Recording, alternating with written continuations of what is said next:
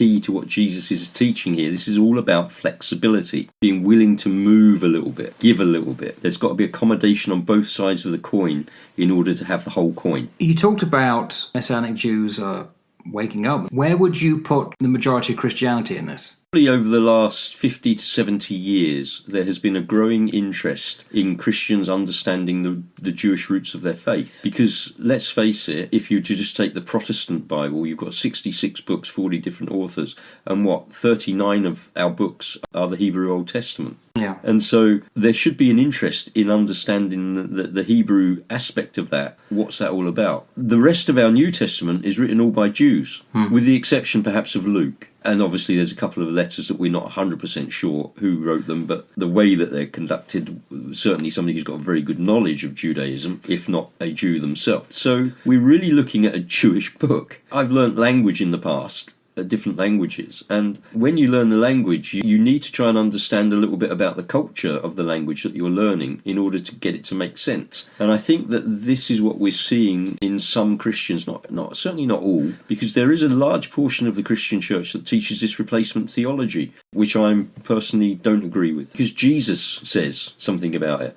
If the church have replaced Israel, how can a faith in a Jewish Messiah be carried forward? Jesus was a Jew, right? Teaching Jewish stuff. And my faith is in the God-man Jesus, who's a Jew.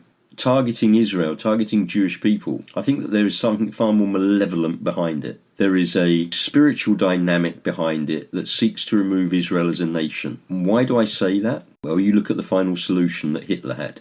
And when you look at this from a cosmic scale, the Jews and their little tiny piece of real estate is absolutely crucial to something that a Christian would believe, and that is that one day Jesus will step back onto planet Earth. The church can shout all they want about, oh, Lord Jesus, come back. Maranatha, Lord Jesus, Maranatha, come back quickly, Lord, come back quickly. But he's not going to come back when we call him back, when the church call him back. It's not the church's role. Jesus gives a really clear indicator of what is going to be the catalyst that brings him back into our world. It's just he's up in Jerusalem, he's lamenting over Jerusalem, just prior to his crucifixion. And you read about it in Matthew 23:39. He's speaking to the Jewish people, and he's saying, for I tell you, you will not see me again until you say, blessed is he who comes in the name of the Lord. That's a messianic chant, Baruch haba v'shem Adonai. Until you, Jerusalem, call me back, you won't see me again.